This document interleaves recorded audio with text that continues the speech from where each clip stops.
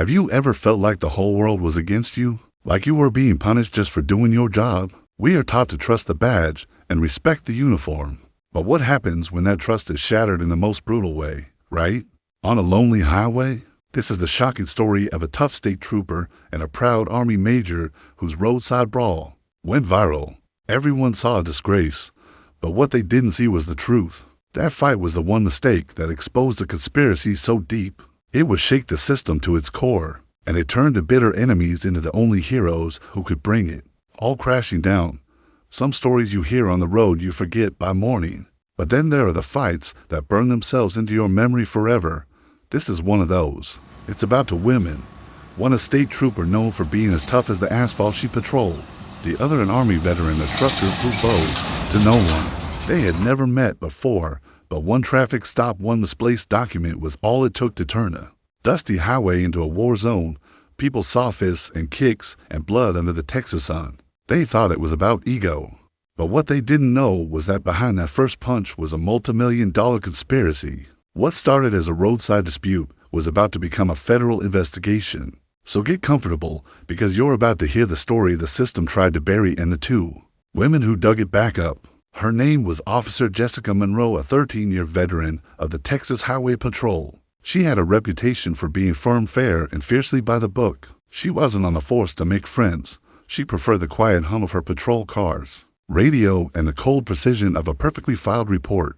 It was a sweltering Wednesday on State Highway 77, that lonely stretch of road between Silver Creek and Red Rock County, when she took command of a routine checkpoint. The morning traffic was slow. No major busts, no surprises, just a steady stream of trucks and cars passing under her watchful gaze. That is until she saw it, a cobalt blue Peterbilt semi-truck rolling down the highway. It was just the cab, no trailer. It looked brand new, gleaming under the sun. The tires were too clean. The engine's rumble was too smooth. It screamed out of place. Monroe raised her hand. The truck slowed to a perfect stop. The engine cut off, and the driver's side door swung open. And then she appeared. Major Leticia Ramirez, an Army veteran now in the reserves, with eyes just as direct and unwavering as Monroe's. She stepped down from the cab, not like a trucker, but like a soldier stepping onto a battlefield. No hesitation, no rush. She wore a simple dark gray t-shirt, jeans, and combat boots, her hair pulled back in a tight bun, her expression a mask of neutrality. "Good morning, Officer Monroe," said, her voice flat. "Vehicle registration, license, and ID, please." Ramirez didn't answer right away. She just held Monroe's gaze for a second longer than was comfortable. Then she turned, reached into the cab, and pulled out a hard case folder. "Here," she said, handing over the documents with a firmness that felt all too familiar to the trooper. Monroe examined the paperwork carefully. The truck was still registered to a previous owner from El Paso. There was no official title. Transfer, just a handwritten bill of sale. "No bill of sale?" she asked, looking up from the clipboard. "It was a private sale. The title transfer is scheduled for Monday at the DMV. And you are Leticia Ramirez, Major in the Army Reserve." The title made Monroe pause for a half second, but she concealed it perfectly. "All right, Major. I'm going to need to inspect the vehicle." "Inspect what?" "It's an empty cab. Standard procedure." "This doesn't feel like procedure. It feels like suspicion." "If you want to argue, you can do it at the station." Ramirez crossed her arms. "You're treating me like a suspect. Why? Is it because I'm a woman? Because I'm a veteran? Or just because it's me?" The air grew thick with tension. Monroe walked around, the truck shining her flashlight on the axles, the empty compartments, the factory stickers still on the inside of the windows. When she returned to the front of the cab, Ramirez hadn't moved an inch, her shoulders still squared. "Open the side storage compartment," she ordered. "There's nothing in there." "That's an order," Ramirez replied, her voice dangerously calm. Monroe felt her own temper rising. She hated being challenged, especially by someone who knew the law as well as she did. She took a half step forward. Ramirez didn't flinch. The sun beat down on them, but a cold shadow fell between the two women. "Put your hands on the truck." "For what? Do you have a legal reason for this?" "Insubordination." "Insubordination is when you have no good reason and try to force your authority. I gave you everything. You have nothing on me." Monroe gritted her teeth. "Last chance." Ramirez took a deep breath, her jaw tightening. She knew what was coming next, and it came. The punch wasn't planned. It was a reflex, years of frustration packed into one single moment.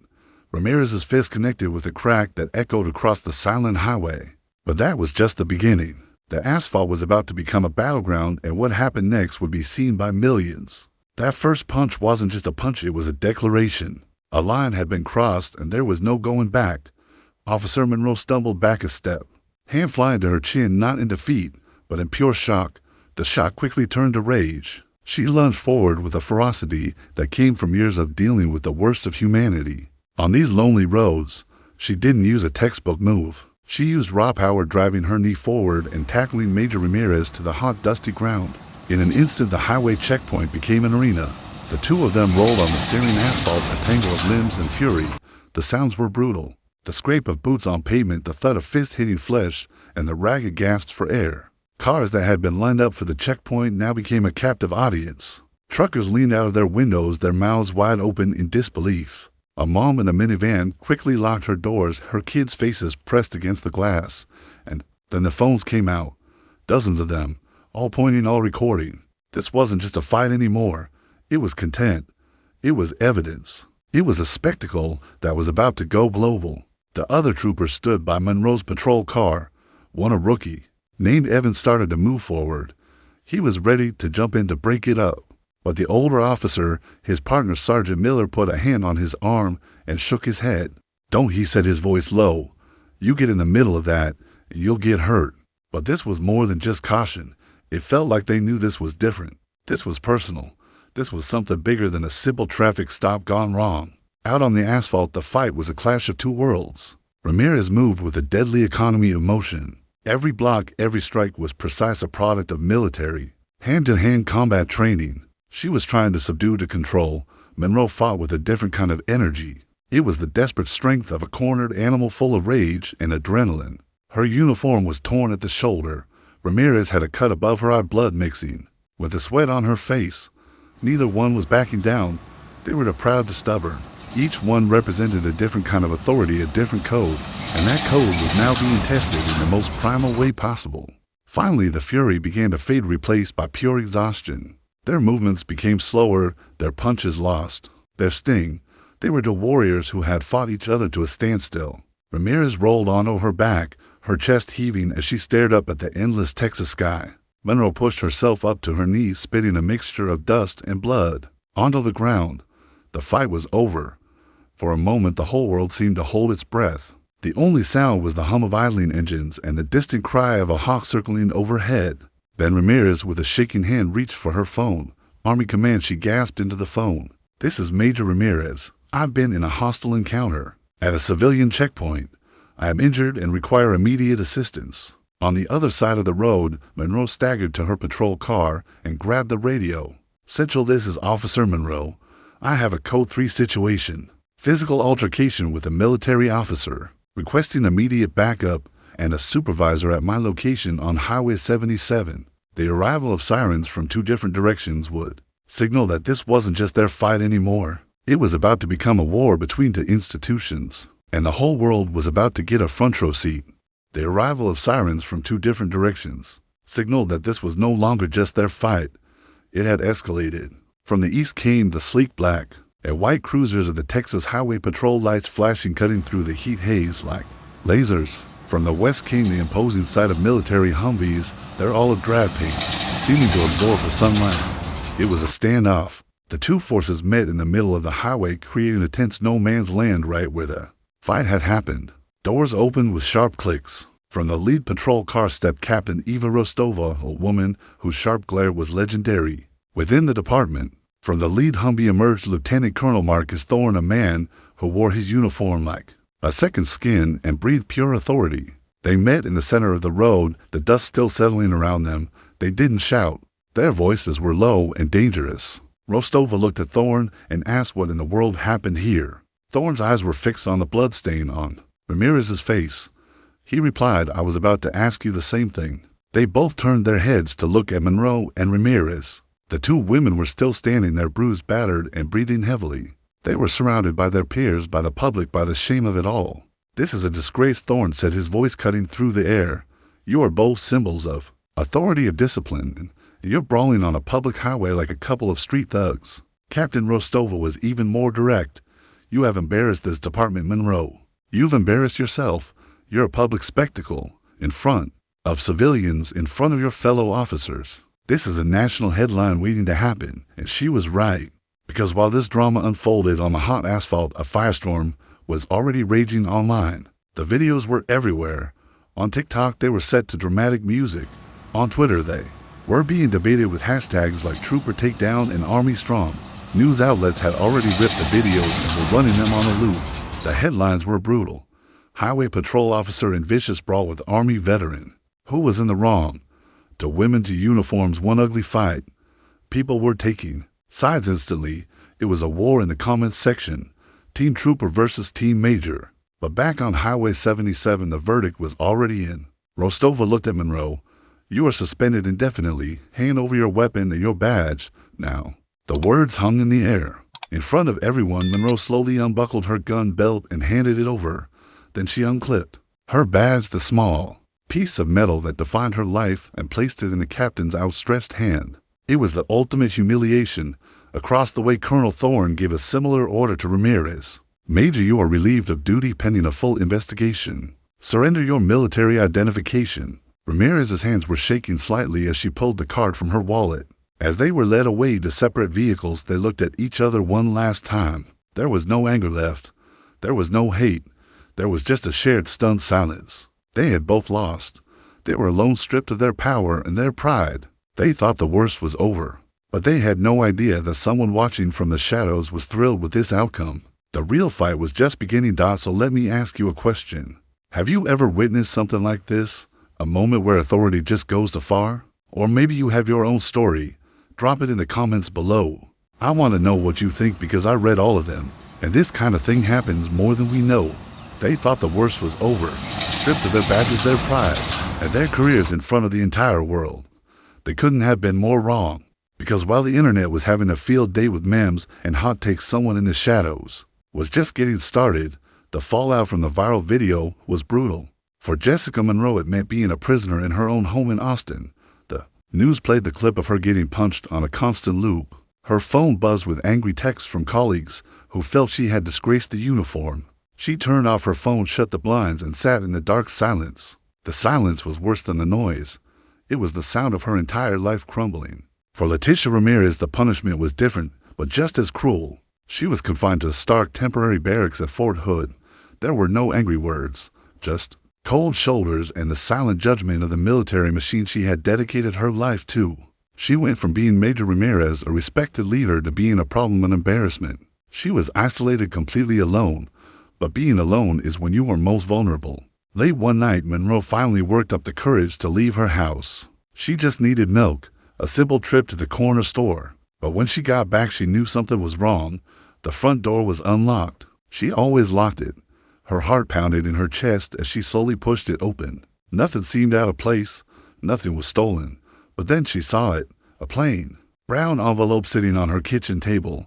It hadn't been there when she left. With trembling hands, she picked it up. Inside was a single printed document. It was a page from Leticia Ramirez's confidential military service record. Details about missions, overseas, psychological evaluations, things no civilian should ever see. And at the bottom, a sentence was scrawled in messy handwriting. You poked the wrong bear. A cold dread washed over her. This wasn't about a fight. This wasn't about insubordination. This was a message. At that very same moment, hundreds of miles away in her silent barracks, Ramirez's phone vibrated. An unknown number. She ignored it. It buzzed again. This time it was a picture message. She opened it and her blood ran cold. It was a photograph of her mother's small house in a quiet neighborhood in San Antonio. The picture was clear, taken from across the street. It was time-stamped just 1 hour earlier. A second message came through immediately after.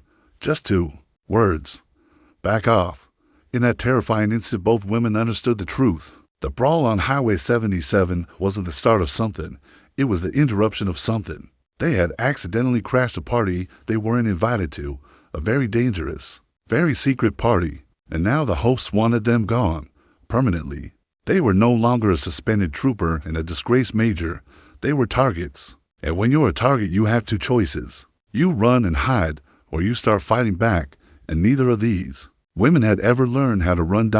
And neither of these women had ever learned how to run. The first thing Jessica Monroe did after the chill of that threat wore off was make a call. Not to the police, She was the police. She called the one person who had the power to do something, Captain Eva Rostova. She met her in a deserted parking garage in downtown Dallas, a place of shadows and echoes. Monroe explained everything: the unlocked door, the confidential file, the handwritten note. Rostova listened without saying a word, her face unreadable behind dark sunglasses. At the same time, on the military base at Fort Hood, Leticia Ramirez did the same. She bypassed the chain of command and requested a private meeting with Lieutenant Colonel Thorne. In a sterile, windowless office, she showed him the picture of her mother's house. She showed him the two-word text message: "Back off." Thorne, a man who had seen conflict all over the world, felt a different kind of danger here. This wasn't a foreign enemy. This was something rotten from within. That evening, Captain Rostova and Colonel Thorne met at a quiet roadside diner halfway between Dallas and Fort Hood. Over lukewarm coffee, they compared notes. "A threat against my trooper Thorne. A threat against my Major Rostova. Happening on the same night. This is coordinated." Thorne nodded slowly, and the information they used was sensitive. "Your trooper gets my Major's file. My Major's family gets targeted. The leak isn't just a leak. It's a weapon. And whoever is behind this wanted that fight to happen, or at least they benefited from it. It took them out of the picture." Rostova finished the thought. "He made them look like the problem so no one would look for the real problem. They both knew a formal investigation would be useless. It would get buried in paperwork. The leak was likely inside one of their own apartments. They needed a different approach. They needed ghosts. They needed the people who were already off the grid, who no one would suspect were working for them." The next day, Monroe and Ramirez were summoned to a secure location, an old abandoned warehouse on the edge of town. When Monroe walked in and saw Ramirez standing there, her first instinct was to turn around and leave. The anger, the humiliation of the fight was still raw. Ramirez felt the same way, her fist clenched at her sides. Then Rostova and Thorne stepped out of the shadows. "We know about the threats," Thorne began, his voice echoing in the vast empty space. "We believe your altercation on Highway 77 interrupted a significant criminal operation." Rostova continued, "An operation that may involve members of both our departments. We can't trust an official investigation. We need eyes and ears on the inside. We need you." Monroe laughed, a short, bitter sound. "You want us to work together? The woman who tried to break my jaw," Ramirez shot back, "and the trooper who treated me like a criminal from the second she saw me." "Enough," Thorne's voice boomed. "This is no longer about your bruised egos. This is about a direct threat to you, your families, and the integrity of the institutions we serve. Your public disgrace is now your greatest asset. No one will ever suspect you're working for us. You are invisible. You can go where we can't. You can hear things we won't." The two women stood in silence, looking at each other. They were enemies, rivals, but for the first time they saw something else in each other's eyes. A shared danger, a common enemy. They were the only people on Earth who understood exactly what the other was going through. Monroe finally spoke. "What's the mission?" Thorne stepped forward. "You're going back to that highway. You're going to find out who is running this show, and you're going to burn it to the ground. But this time you're not going as a trooper or a major. You're going undercover. You're going undercover."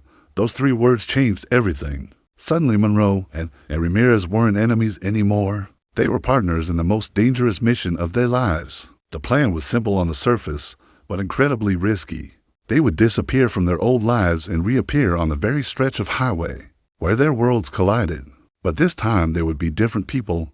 Leticia Ramirez transformed into Lita, a down-on-her-luck long-haul trucker. She swapped her combat boots for worn-out work boots, her military posture for a tired slump. She drove a beat-up old Kenworth truck, its engine sputtering and its paint faded. She was just another anonymous face on the road trying to make a living hauling cheap cargo between Houston and Lubbock, but her eyes were sharper than ever. She listened to the chatter on the CB radio at truck stops, soaking up every piece of gossip, every rumor about crooked way stations or shipments that mysteriously went missing. She was a ghost with a big rig. Jessica Monroe, on the other hand, became Jessie, an ambitious but slightly naive logistics coordinator for a small fictional shipping company. She traded her uniform for business casual clothes and her patrol car for a boring rental sedan. With a fake ID and credentials created by Captain Rostova's team, she visited warehouses and trucking depots along Highway 77. Her job was to audit shipping manifests and check paperwork. She was looking for patterns, for mistakes, for the little details that didn't add up. She was hunting for paper trails that led to the shadows. Their first meeting as undercover partners happened at a greasy spoon diner called the Dusty Spoon, just off the highway. It was awkward. The memory of the fight hung in the air between them. They sat in a booth not looking at each other, just staring into their coffee cups. Finally, Ramirez broke the silence. Heard anything? Monroe shook her head. Just whispers. Phantom loads, trucks that pass through checkpoints without being properly weighed. Standard corruption. They're good at hiding it. Ramirez took a sip of her coffee. They're not just hiding it. They're using our own people to do it. Last night, at the Red River truck stop, I saw two guys. They had highway patrol uniforms folded up on the seat next to them. No badges, no name tags. I overheard them talking. Mentioned a big shipment coming through before dawn. And something about a friendly scale operator up in Wichita Falls who would look the other way. Monroe and Ramirez looked at each other, and for the first time they were completely in sync. They both understood what this meant. This wasn't just random crime. It was an organized network. Crooked truckers, corrupt cops. It was the exact reason her traffic stop on Ramirez had caused such a violent reaction. Ramirez's clean new truck had been an anomaly, an unknown element that could have exposed their whole system. The fight wasn't a random event. It was damage control. They needed to get rid of the two people who accidentally stumbled upon their secret highway. Over the next few days, they worked in parallel. Ramirez followed the suspicious trucks from a distance, logging their routes and unofficial stops. Monroe used her access to cross-reference those routes with shipping manifests, finding discrepancies that pointed to a massive cargo theft ring. They communicated using burner phones and coded messages. They were two sides of the same coin, one on the ground and one in the paperwork, closing in on the truth from both directions. The air of animosity between them slowly began to change. It wasn't friendship, not yet. It was a grudging respect, a soldier's respect for another soldier. They had been on opposite sides of a battle, but now they were fighting in the same war, and they were about to walk right into the enemy's camp. The intel they gathered pointed to one place, a massive distribution center called Apex Freight Solutions, located in a desolate industrial park just outside Abilene, the kind of place that's so big and boring you never look at it twice. It was the perfect cover. The plan was set for dawn, the coldest hour just before the sun rises. Jessica Monroe, now fully in character as Jessie the safety inspector, was dressed in a high-visibility vest and a hard hat. She had a clipboard and a fake ID that looked shockingly real. Her heart was pounding, but her face was a mask of professional calm. A few miles away, Leticia Ramirez sat in the cab of her beat-up Kenworth, parked at a lookout point on a small hill overlooking the distribution center. She had a pair of powerful military-grade binoculars and a radio headset connecting her to Monroe. She was the eye in the sky. Their target was a specific truck, a plain white semi with no company markings and a New Mexico license plate. According to their intel, it was scheduled to arrive at 5:15 a.m., and it wouldn't be going to a regular loading dock. At 5:13, right on schedule, the white truck appeared. It rolled past the main gates and drove around to the back of the warehouse to an isolated bay hidden from the main road. This was it. Go time, Monroe whispered into her radio. I'm moving in. She walked with purpose across the huge concrete lot, nodding at a sleepy-looking security guard. As she passed, she approached the bay just as the back doors of the semi were swinging open. Inside were not boxes of produce or car parts. They were crates and crates of high-end electronics, the latest microchips worth millions on the black market. Monroe's hand was steady as she pulled out her phone, pretending to take notes for her inspection report, but she was really taking pictures. Crystal clear images of the cargo, the license plate, and most importantly, the face of the man who was supervising the illegal transfer. Bingo, she whispered into her radio. I've got him. We've got everything. But as soon as the word left her lips, the radio in her ear crackled. A new voice, a cold robotic voice, broke through the channel. Channel compromised. Asset exposed. Abort. Mission abort. Before Monroe could even process what was happening, a loud grinding sound filled the air. A massive steel door slammed down, sealing the loading bay. She was trapped. Two men stepped out from the shadows. They weren't truckers. They were professionals. One of them held a small electronic device in his hand, a frequency scanner. They hadn't just gotten lucky. They had been listening the whole time. They knew she was coming. It was a trap. Ramirez saw it all through her binoculars. She saw the door slam shut. She saw the men corner Monroe. Her military training screamed at her, "You don't leave a soldier behind." She couldn't storm the building, but she could create chaos. She gunned the engine of her old Kenworth and sent it roaring down the hill straight towards the chain link fence surrounding the property. Inside the warehouse, one of the men sneered at Monroe. "Looks like your day just got a lot worse." But just as he took a step towards her, there was a tremendous crash from outside, followed by a shower of sparks. Ramirez had plowed her truck directly into the main power transformer. For the entire facility, the lights went out instantly, plunging the massive warehouse into absolute darkness. The emergency alarms started blaring. In the confusion and the chaos, Monroe reacted. She threw her clipboard at one man's head and kicked the knee of the other, dropping him to the ground. She didn't wait to see what happened next. She ran blindly through the dark warehouse, following the sound of the alarms, towards an emergency exit. She burst out into the pre-dawn grayness and kept running, never looking back. They had escaped, but as the adrenaline wore off, a new and much colder feeling took its place: fear. The game had changed. They were no longer the hunters. They were the hunted, and the enemy now knew their faces. All right, we're getting close to the heart of the conspiracy now. But before we dive deeper, if you believe this story needs to be heard, do one small thing for me. Hit that like button. It costs you nothing, but it tells the world that the truth matters. Now, let's get back to it. They were the hunted, and the enemy now knew their faces. That night, they didn't go back to their cheap motel or the truck stop. They went completely off the grid. They met in a forgotten place, a dusty abandoned gas station that had been closed for decades. The desert wind whistled through the broken windows. They were running on pure adrenaline and stale coffee.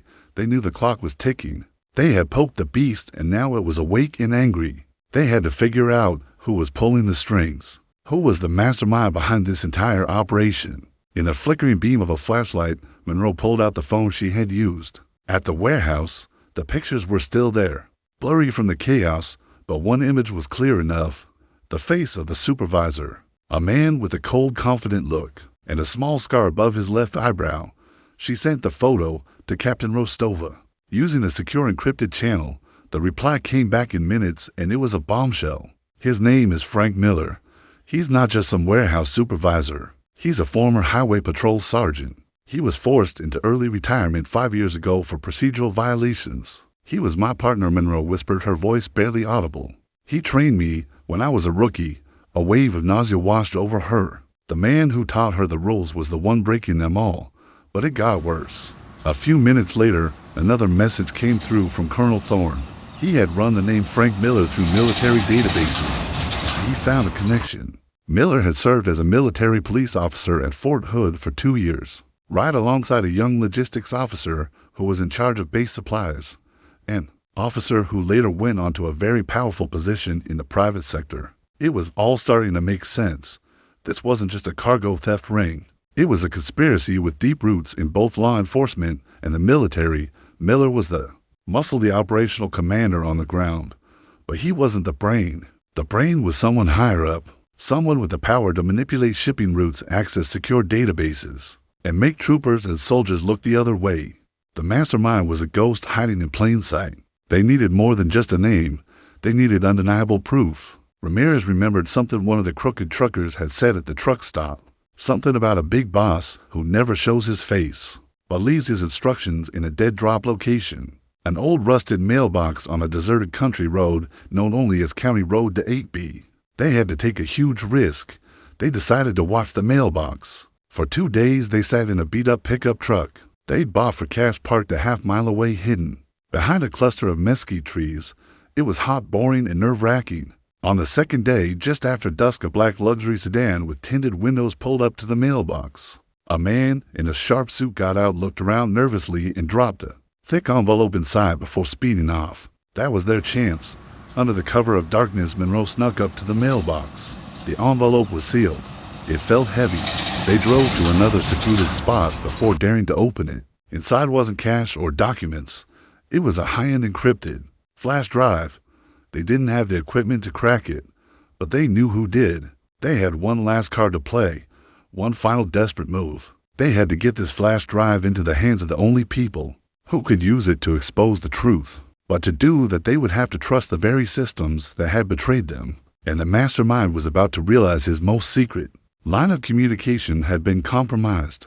The mastermind was about to realize his most secret line of communication had been compromised, and they knew he would not take it lightly.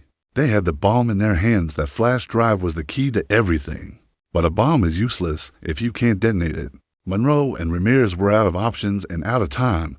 They couldn't go to the local police. They couldn't go to the military police. The corruption was too deep.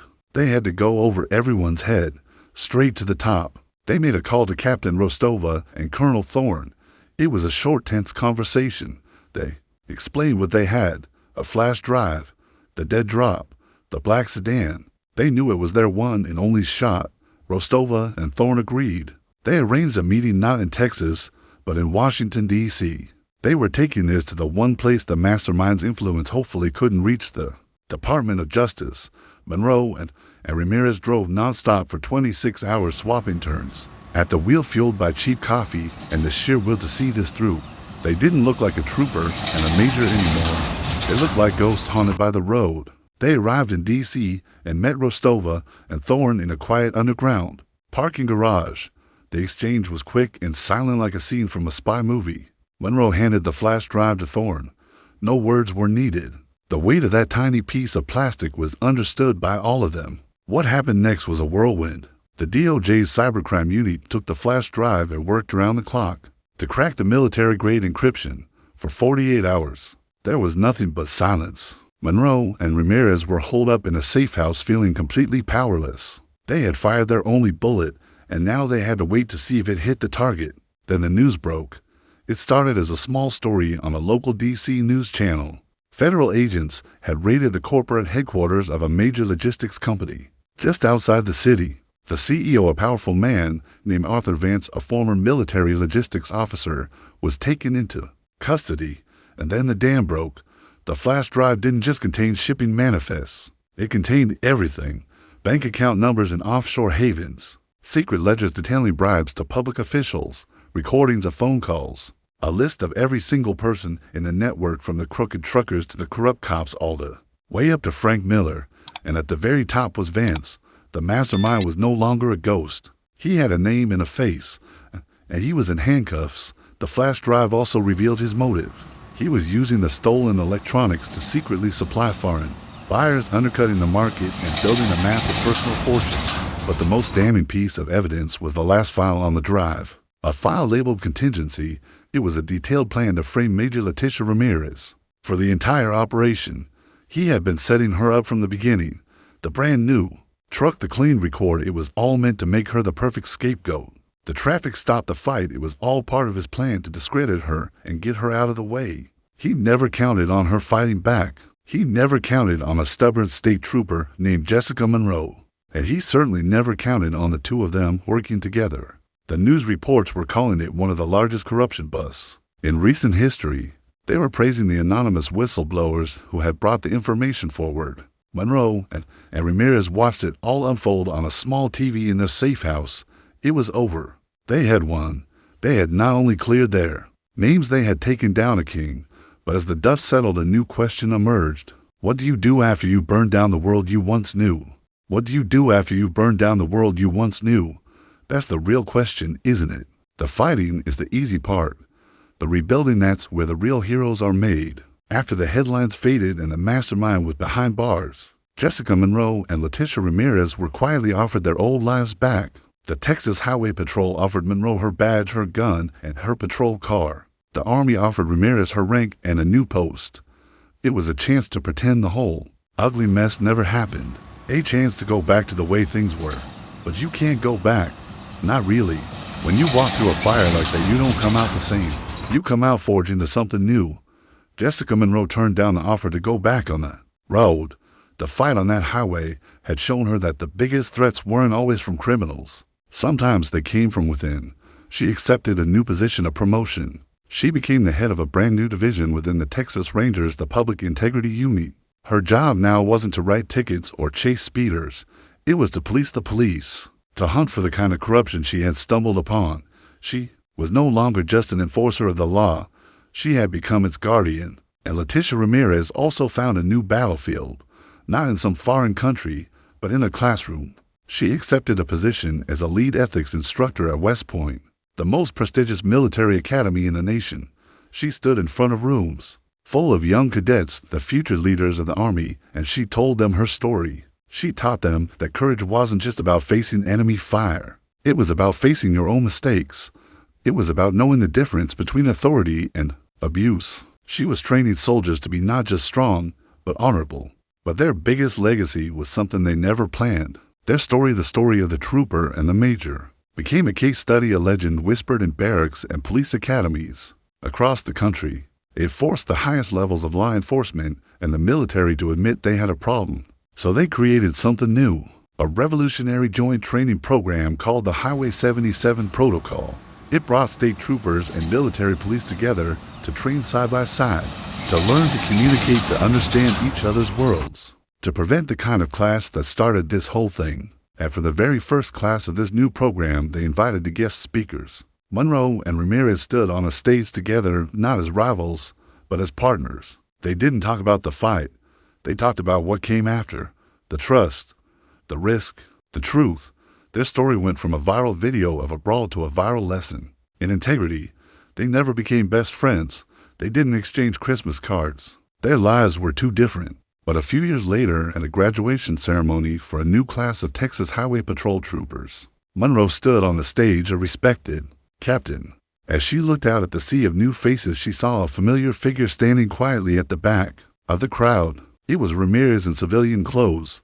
Their eyes met across the room. Ramirez just gave a small, slow nod, a nod of respect, a nod of understanding. And Monroe nodded back, because they both knew that fight on a dusty road wasn't an ending. It was a beginning. It was the spark that started a fire that burned away the rot in the system and proved that true. Strength isn't about the uniform you wear. It's about having the courage to do what's right, even if it means fighting the very system you swore to protect. Thank you for sticking with this story until the very end. The world is full of hidden truths and untold stories just like this one. If you want to be there as we continue to uncover them, make sure you're subscribed to the channel. We'll see you in the next video.